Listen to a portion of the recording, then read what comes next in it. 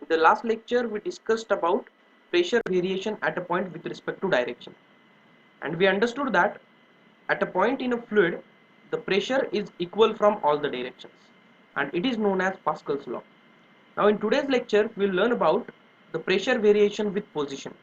How does pressure varies vertically and horizontally in a fluid mass we will study today. So the first thing is, how does pressure varies with position horizontally, that is along horizontal direction. How does the pressure varies? So to understand this, let us consider a large expanse of fluid which is at rest, and we'll consider one small rectangular element within this. So two-dimensional element we are selecting here, and this element, it is taken out. So this element, as it is taken out from this system, so free body diagram for this element we can draw. First, we'll define this element by using a Cartesian coordinate system. So this is x direction, this one is y, and accordingly we define dimensions of this rectangular two-dimensional element as delta x and delta y. And now, as we can understand, this is a rectangular fluid element that we have taken out from this fluid mass, which is surrounded by large number of fluid particles.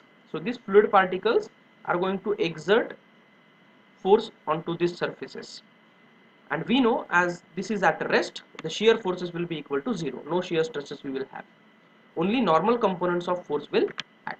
And accordingly, now we can understand that on this left face, right face, as well as this top and bottom face, the forces that are acting will be perpendicular to it. So normal pressure forces we will have. And accordingly, now first we'll define this left plane face or left face as x, and this right face as x plus delta x. And now let us consider, as shear forces are 0, the force acting onto this x face will be perpendicular to it, and similarly x plus delta x face will also experience a force which is perpendicular to it. And right now I'm not commenting whether the pressure here at x and x plus delta x, it is same.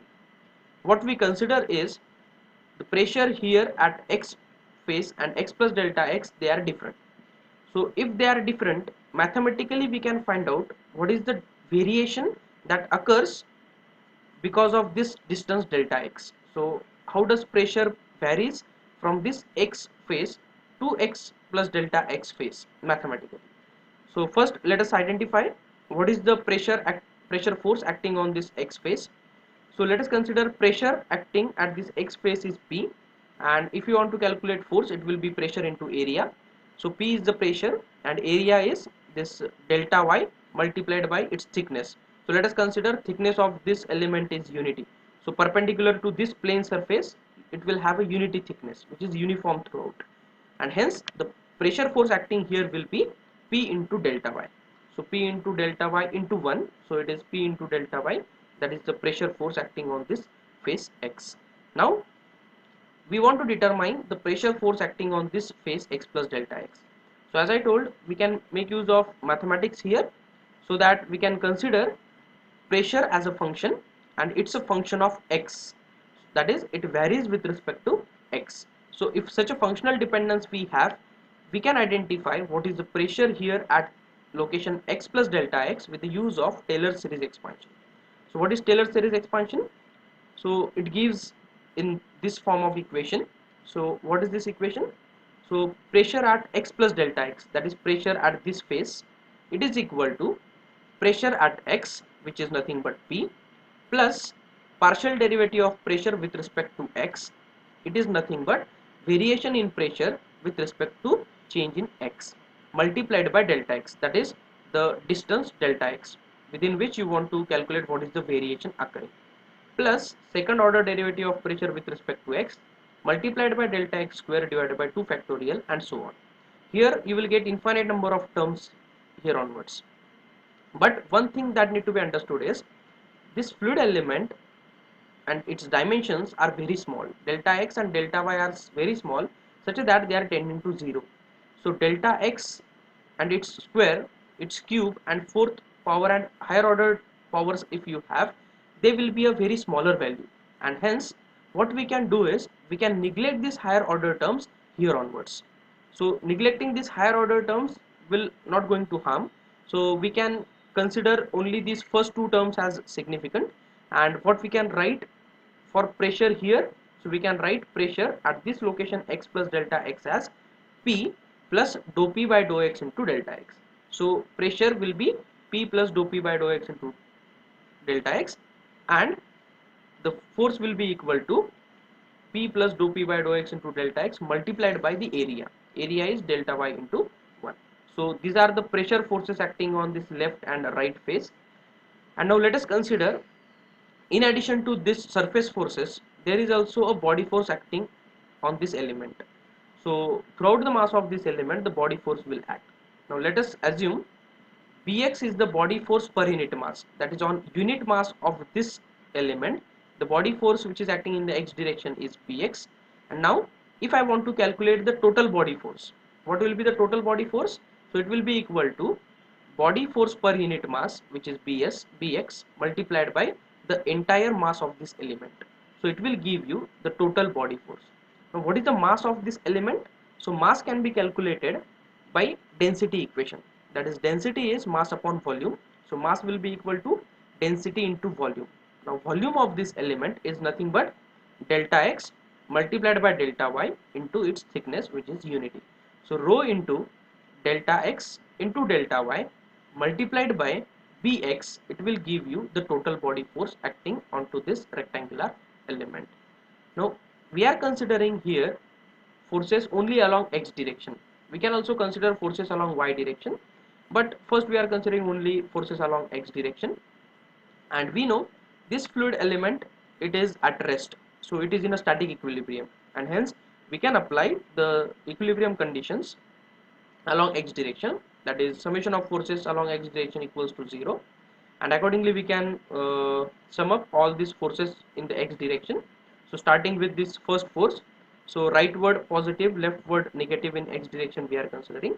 So this P into delta y, it is in the positive x direction, so it will be plus P into delta y, whereas this force acting onto the right face, it is in the leftward direction, so it is a negative x direction, and hence this term will be negative. So it is minus P plus dou P by dou x into delta x multiplied by delta y, and this body force, it is acting along the positive x direction, so it will be plus rho into delta x delta y into Bx, and it is equal to 0.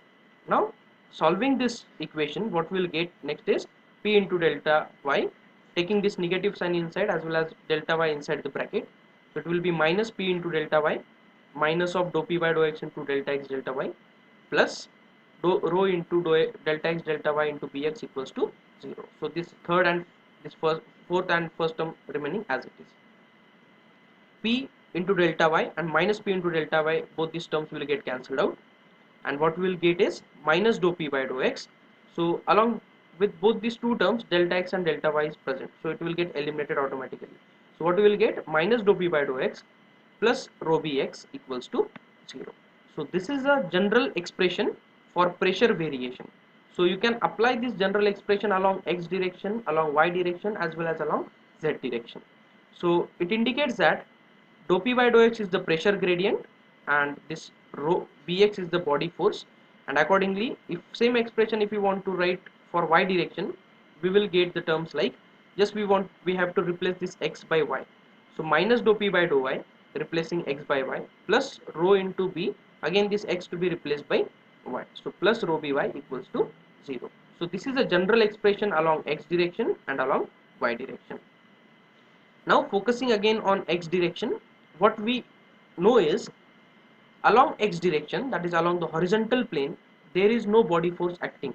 So in practice only gravity force is the body force we are considering, and hence along x direction the body force is equal to 0, and hence this equation will get reduced to minus dou P by dou x equals to 0, that is pressure gradient along x direction is equal to 0, and from this we can comment that pressure is the same along horizontal direction. There is no change in pressure with respect to change in x, that is whatever the point along x direction we consider, the pressure will remain same. So this is a very important conclusion that we can draw from this. So next now we'll discuss about how does pressure varies with vertical position. And again, same kind of fluid bulk we can consider, and what we want to determine is at a depth of h what pressure we have here. So as depth go on increasing, as the vertical position changes, whether is there any change in the pressure.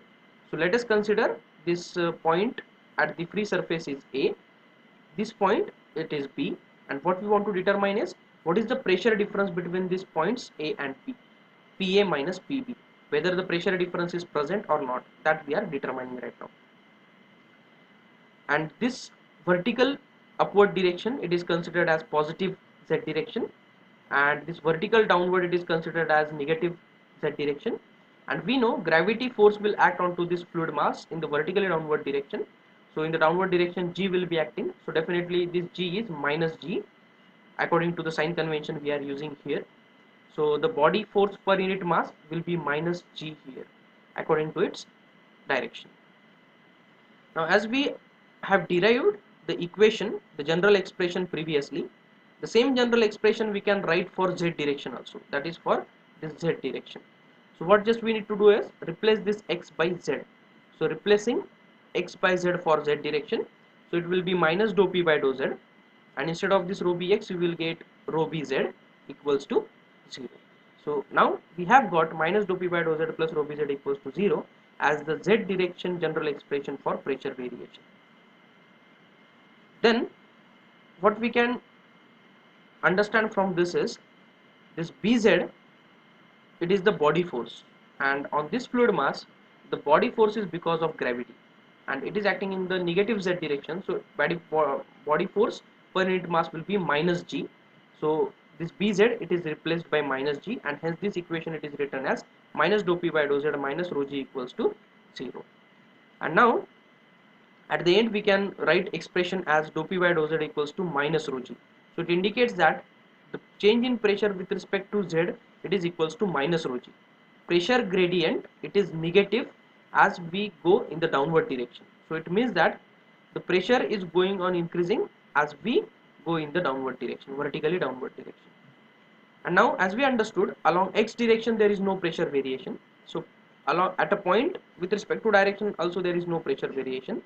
So it can be concluded that pressure, it varies only along z direction, and hence this partial derivative can be written as an ordinary derivative, that is complete differential, that is dp by dz equals to minus rho g. So this is the expression for pressure variation in the vertical direction, and it is known as the hydrostatic law. So this expression, it is known as hydrostatic law. Now what we want to do is we want to determine pressure difference between A and B. So to do this we can integrate. So we are integrating from this point A to B. So at point A, considering this as a reference, so z is equal to 0, and as we are moving in the negative direction, so it is minus h we are writing here. So integrating this dp from A to B, and on the right hand side we will have minus integration of rho g dz from 0 to minus h. And now here what we consider is rho and g are constant, and we can take it outside the integral. So density, we assume that as depth go on increasing, we assume there is no change in the density. Similarly, there is no change in the g we are assuming. So we can take this outside. After integrating this dp, what you will get? So integration of dp is p. After putting limits from a to b, you will get pb minus pa. It is equal to minus rho g taken outside. Integration of dz is z, and the limits are 0 to minus h. So after putting these limits within this, what you will get next? Pb minus pa equals to minus rho g in bracket minus h minus 0. So it will be minus h. So Pb minus Pa, from this we will get equals to rho gh. So we can identify that the pressure difference between point A and B, it is equal to rho gh, and it is clear from this expression that there is a pressure difference, or there is a variation in pressure with respect to depth.